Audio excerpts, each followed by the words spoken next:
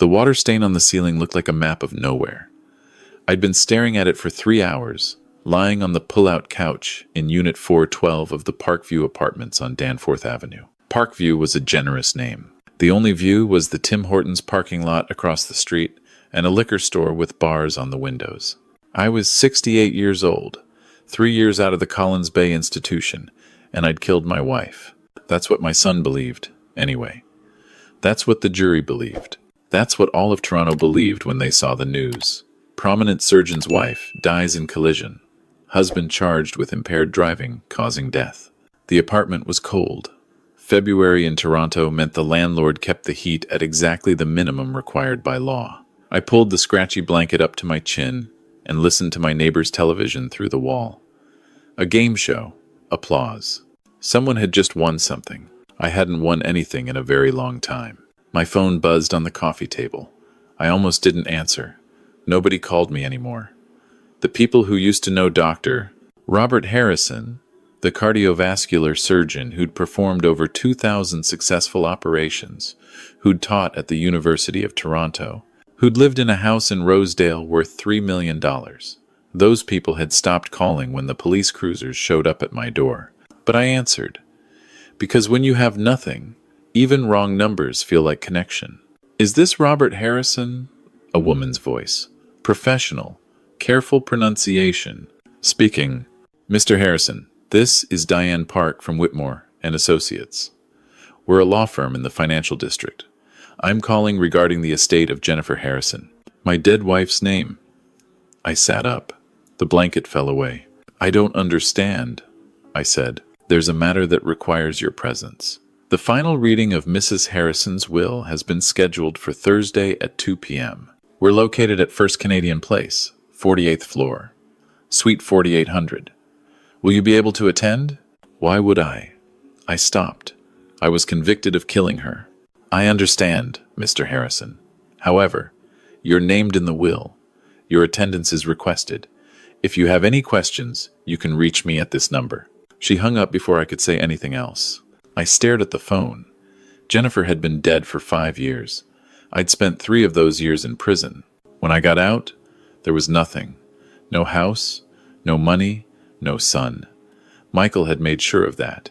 He'd sold the house, liquidated what he could, and never spoke to me again. The last time I'd seen him was in the courtroom, sitting behind the Crown prosecutor, his face carved from stone. He was 28 now, probably 31. I'd lost track of time. I tried to go back to sleep, but the water stain kept looking like a map of all the places I'd never go, all the rooms I'd never see again. The operating theater where I used to hold human hearts in my hands. The kitchen where Jennifer would make her terrible coffee and laugh when I complained about it. Michael's bedroom, which still had glow-in-the-dark stars on the ceiling, even when he was 17. All of it was gone, but Thursday came anyway. I took the TTC from Donlan Station. The subway was crowded with the afternoon rush. I stood near the door, holding the metal pole, dressed in the only suit I owned. I'd bought it at a Salvation Army on Queen Street. The cuffs were frayed, and it smelled like mothballs. But it was better than the jeans and flannel shirt I wore to my dishwashing job at a restaurant in Greektown. First Canadian Place was a tower of glass and steel, the tallest building in Toronto. I used to work across the street at St. Michael's Hospital. I used to park my Audi in the underground lot and take the elevator up to the surgical floor. I used to be someone. Now I was a man in a second-hand suit, giving my name to a security guard who looked at me like I might steal something. 48th floor, he said, pointing to the elevator bank. The elevator was full of people in expensive clothes. I stood in the corner and watched the numbers climb. 30, 40, 45. Nobody looked at me. I was invisible. That was fine. I'd been invisible for 3 years. The law firm was all marble and dark wood. The reception desk looked like something from a 5-star hotel. The receptionist was young, pretty, wearing a headset.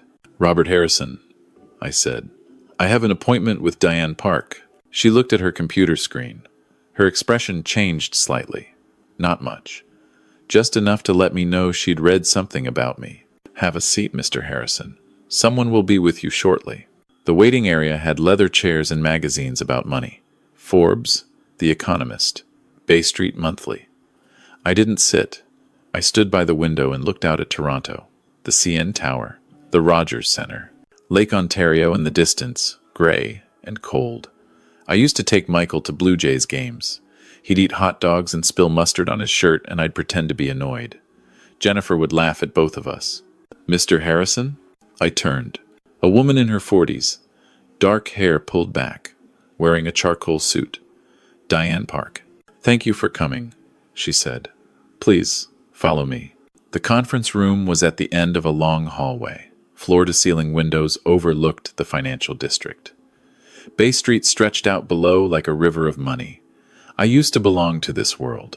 Now I felt like an intruder. "Coffee? Water?" Diane asked. "No, thank you." She gestured to a chair. I sat. The leather was soft and new. Everything in this room was soft and new. Everything except me. "We're waiting for one more person," Diane said. She opened a folder on the table. I could see documents inside, but I couldn't read them from where I sat. The door opened behind me. I didn't need to turn around. I knew the sound of those footsteps. I'd heard them for 31 years, first as a toddler learning to walk, then as a teenager coming home past curfew, then as a young man in dress shoes, angry and righteous. What the hell is he doing here? Michael. I turned in my chair. He stood in the doorway, 6 feet tall, wearing a suit that probably cost more than my entire apartment building. He had Jennifer's eyes. Dark, sharp, unforgiving. "Mr. Harrison," Diane said calmly. "Please, take a seat. I know this is unexpected, but—" "He killed my mother." Michael's voice was cold, controlled, the voice of a man who'd spent years learning not to scream. "He doesn't belong here. Whatever my mother left, he has no right to it." "Michael," I said quietly. "Don't," he held up one hand. "Don't say my name. You lost that right when you got behind the wheel drunk and drove Mom into a goddamn pole." The memory came back, the way it always did, sharp and bright and terrible. The sound of metal crumpling, glass breaking, Jennifer's scream cutting off mid-breath. I closed my eyes. "Mr. Harrison," Diane said to Michael, "I understand your anger, but I'm asking you, as a professional courtesy, to sit down and allow me to complete the reading of your mother's will. If you still want to leave after that, I won't stop you." Michael stared at me for a long moment. I could see the hatred in his eyes. It was pure and clean and absolute. Then he sat down at the opposite end of the table, as far from me as possible. Diane cleared her throat. "Thank you both. This is the last will and testament of Jennifer Elizabeth Harrison, dated March 18th, 5 years ago, 2 months before her death." She opened the folder and began to read. It was standard at first. Jennifer's assets. The house on Dunbar Road sold. Her investment portfolio approximately $4.2 million. Her personal effects. Her jewelry. Her art collection. "To my son, Michael James Harrison," Diane read. "I leave the entirety of my estate, with the exception of the items specified below." Michael didn't react. He'd probably expected this. Of course he'd get everything. I was a convicted felon, a drunk driver, a killer. "However," Diane continued, "there is an attached letter from Mrs. Harrison, addressed to both of you. She requested that it be read aloud in your presence." She pulled out a single sheet of paper. Her hands were steady, but I noticed she glanced at Michael before she started reading, preparing him. "Michael and Robert," Diane read. "If you're hearing this, I'm dead, and I need to tell you the truth before I lose my courage." The room went still. The night of the accident, I was driving. Not Robert. I'd been drinking at the hospital fundraiser, 3 glasses of wine, maybe 4. I don't remember. Robert tried to take the keys from me, but I insisted. I always insisted. I always thought I knew better. Michael's face had gone pale. We were arguing in the car about something stupid. Money. Robert's hours at the hospital. I don't even remember what started it. I was going too fast. The roads were wet. I lost control on the curve near Mount Pleasant Cemetery. I hit the utility pole on the driver's side. My side. My hands were shaking. I gripped the arms of the chair. I should have died. The doctors said it was a miracle I survived. But Robert was in the passenger seat. He was fine. Just a broken arm. And when the police came to the hospital, when they asked what happened, Robert said he'd been driving. He said he'd had too much to drink. He said it was his fault. Diane paused, took a breath, kept reading. I let him say it. God forgive me. I let him take the blame. Because I was a Crown prosecutor. Because my career would have been over. Because I was a coward. Robert went to prison for 3 years. He lost his medical license. He lost everything. And I let him. I told myself I'd make it right someday. I told myself I'd tell the truth when the time was right. But I was sick. Cancer. Stage 4. And I realized there would never be a right time. There would only be too late. Michael stood up so fast his chair fell backward. No, he said. No, this is bullshit. She wouldn't. Michael, Diane continued reading, her voice steady. Your father loved me. He loved you. And when he took the blame, it wasn't because he was drunk. It was because he wanted to protect our family. He thought if I went to prison, you'd lose both parents.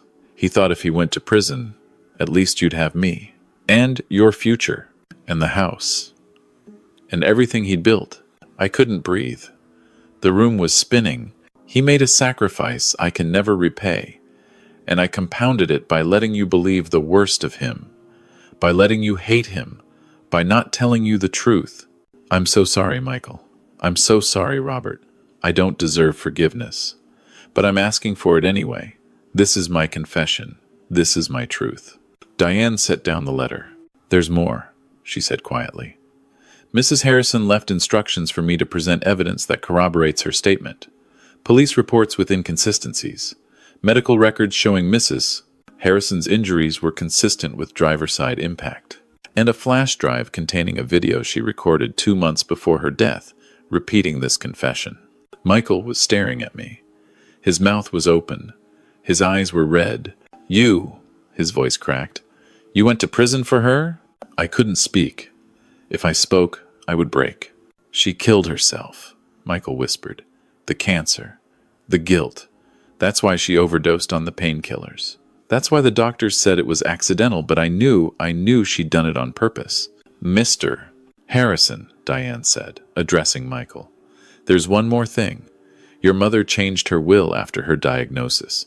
The $4.2 million she left behind. She specified that it should be divided. $2.1 million to you. $2.1 million to your father. Michael shook his head. He can't. He was convicted. Doesn't that? The conviction was based on a guilty plea.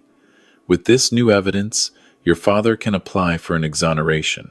It won't be immediate, but it's possible. Mrs. Harrison worked with a legal team to prepare the paperwork. It's all here. She pushed a thick envelope across the table toward me. I stared at it, at the envelope, at the possibility it represented, at the life I might get back, the name, the dignity, the money that could buy me more than a water-stained ceiling. Why didn't you tell me? Michael's voice was small now, broken. Dad, why didn't you tell me the truth? I looked at my son, really looked at him for the first time in 5 years. Because you needed to believe in her, I said. She was your mother. She was brilliant and strong, and she made one terrible mistake. If I'd told you the truth, you would have spent the rest of your life hating her instead of hating me. And I could carry that. She couldn't. Michael's face crumpled. He put his hands over his eyes. I said, Jesus, Dad. I said such horrible things to you. At the trial. After. I told you I hoped you'd rot in prison. I told you I never wanted to see you again. I told you, I know. How can you? He looked up at me, tears streaming down his face. How can you even look at me? Because you're my son. My voice was steady now, calmer than I'd been in years. And I'd do it all again, if it meant protecting you. Michael stood up, walked around the table, stopped in front of me. And then he did something I never expected. He knelt down, put his arms around me, and sobbed into my shoulder like he was 5 years old again. I held him. I held my son. And for the first time in 5 years, something inside me that had been frozen began to thaw. Diane Park quietly left the room, gave us privacy. We stayed like that for a long time, Long enough for the sun to move across the sky and throw new shadows on the floor. Long enough for Michael to say, "I'm sorry" about 100 times. Long enough for me to say, "I forgive you" about 101. Eventually, we sat back down. Michael wiped his eyes with his sleeve. He looked younger now, smaller, like the weight he'd been carrying had finally been lifted. "What are you going to do?" he asked. "With the money. With everything." I thought about it. The apartment on Danforth Avenue. The dishwashing job. The water stain that looked like a map of nowhere. "I don't know yet," I said honestly. "It's been a long time since I got to choose." Michael nodded. Then he said, very quietly, "I sold the house. After Mom died. I couldn't live there anymore, but I kept some things. Your things. I have boxes in storage. Your medical books. Your diplomas. Photos. I told myself I was keeping them in case you got out and wanted them back. But really, I couldn't throw them away. Thank you. There's something else." He reached into his jacket pocket and pulled out a small box. "Mom left this for you. Diane gave it to me while you were in prison, but I wasn't ready. But now," he pushed the box across the table. I opened it. Inside was a wedding ring. Gold. Simple. The one I'd given Jennifer 33 years ago when we got married at City Hall because we were broke medical students who couldn't afford anything fancy. And underneath the ring was a note in Jennifer's handwriting. "I'm sorry I couldn't be strong enough to tell the truth while I was alive. But maybe I can be brave enough in death. I love you. I always did, even when I was too broken to show it. Jay." I picked up the ring. It was warm from being in Michael's pocket. I slipped it onto my finger. It still fit. Michael was watching me. "Do you still love her?" he asked. "After everything she did?" I looked at my son, at his mother's eyes. "Yes," I said. "Love doesn't stop because someone makes a terrible mistake. It just gets more complicated." We left the law firm together, took the elevator down 48 floors, walked out into the February cold. Toronto was beginning its evening transformation. Office workers heading home, streetlights coming on. The city looked different than it had that morning. Or maybe I looked different. Michael stopped on the corner of King and Bay. "I have a place in Liberty Village," he said. "2 bedrooms. The second one's empty. If you needed somewhere to stay while you figure things out." I looked at my son, the man he'd become, the person he'd built himself into despite everything. "I'd like that," I said. We took the streetcar west, sat side by side. Didn't talk much, didn't need to. Sometimes silence is its own kind of conversation. Michael's apartment was modern, clean lines, big windows, a view of the lake. He showed me the second bedroom. It had a real bed, a closet, no water stains on the ceiling. "I'll get you a key tomorrow," he said, "and we can go to the storage unit, get your stuff." Michael. "Yeah? Thank you." He nodded, looked away. "I have 3 years to make up for. A lot more, actually. But I figure 3 years of being a complete asshole to my dad is a good place to start." That night, I lay in a real bed for the first time in 3 years.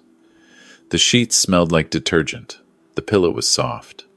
Through the wall, I could hear Michael moving around in his room. The sound of another person living their life. It was comforting. I thought about Jennifer. About the woman she'd been, the mistakes she'd made, the weight of guilt she'd carried until it killed her. I thought about the night of the accident. The rain on the windshield, her hands on the wheel, the way she'd been crying and driving and not seeing the curve until it was too late.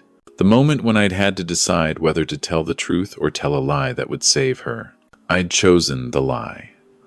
And it had cost me everything. But looking at it now, from this bedroom in Liberty Village, with my son sleeping in the next room, I realized something. It hadn't cost me everything.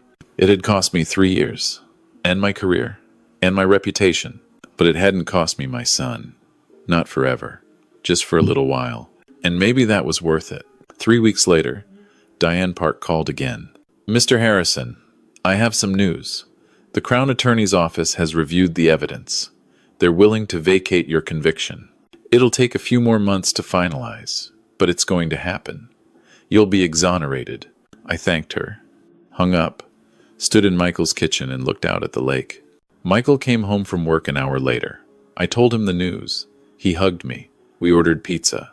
sat on his couch, and watched the Raptors lose to the Celtics. "When you get your license back," Michael said during halftime, "are you going to do surgery again?" "I don't know. Maybe. Or maybe I'll do something else. I've been thinking about teaching, or research, or maybe just taking some time to figure out who I am now." "Who are you now?"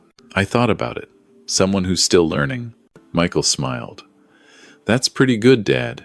The money came through in April. $2.1 million deposited into an account Diane helped me set up. More money than I'd ever seen. More money than I needed. I gave Michael half of it. "Dad, no." "Yes. Your mother wanted you to have it, and I want you to have it. Use it for whatever you need. A house, a wedding, kids, whatever comes next." "What are you going to do with yours?" I'd been thinking about that. There's a medical charity that provides free surgeries for people who can't afford them. I'm going to make a donation, set up a fund, maybe volunteer if they'll have me. Mom would have liked that. Maybe. In July, my conviction was formally vacated. It made the news.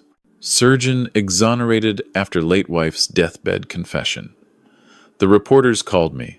I didn't answer. There was nothing left to say. The truth was out.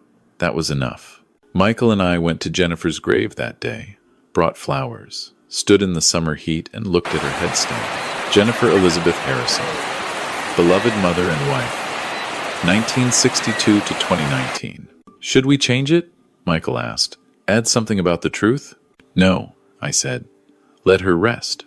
We stood there a while longer. Then we went home. That night, I sat in my bedroom in Michael's apartment and wrote this all down. Every word, every memory, every moment, from the water-stained ceiling to this very sentence. Because I need Michael to know something.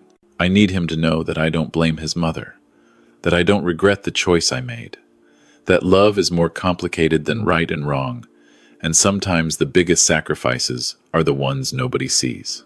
I need him to know that he didn't fail me by believing his mother, that he didn't fail me by hating me, that all of that was exactly what was supposed to happen, because it meant Jennifer's last years weren't spent in prison, and it meant Michael got to keep his mother as someone to admire instead of someone to resent. But mostly, I need him to know this. 2 months ago, I was diagnosed with pancreatic cancer, stage 4, the same thing that killed Jennifer. The doctors give me 6 months, maybe less. I haven't told Michael yet. I will, soon. But first, I needed to write this. I needed him to have the whole story. Not just the parts he witnessed, but the parts he didn't see. The thoughts I had in that prison cell. The letters I wrote but never sent. The moments when I almost broke but didn't, because I knew he needed me to be strong. This is my will, Michael. My last testament. Not the legal kind Diane Park is handling that. This is the other kind. The kind that tells you what I believe, what I hope for you, what I want you to carry forward. I want you to know that being your father was the greatest honor of my life. Every moment, even the hard ones, especially the hard ones. I want you to know that your mother loved you with every fiber of her being. She made a terrible mistake, but it doesn't define her. Don't let it define your memory of her. I want you to know that you're going to be okay. You're strong and kind and brilliant. You're going to build a beautiful life. And someday, when you have children of your own, you're going to understand why parents make the choices they make, why we lie sometimes, why we sacrifice, why we take the fall. The money is yours. All of it. The $1 million I kept, plus whatever's left. Use it well. Use it to help people. Use it to build something that matters. And if you're reading this, it means I'm gone. It means the cancer won. It means we had our time together, and I hope it was enough. I hope you know that I forgave you before you even apologized. I hope you know that I'd do it all again. I hope you know that I love you. Always. Dad. I sealed the envelope. Gave it to Diane Park with instructions to deliver it to Michael after I'm gone. She didn't ask questions. Lawyers are good at that. Then I went home to Liberty Village. Made dinner with Michael. Watched another basketball game. Laughed at his terrible jokes. Lived my life like I had all the time in the world, even though I knew the truth. The truth is, none of us have all the time in the world. We just have the time we're given. And what matters isn't how much time we get, but what we do with it. I chose to love my son. I chose to protect my wife. I chose to carry the weight so they wouldn't have to. And when I close my eyes for the last time, I'll close them knowing I made the right choice. Because that's what fathers do.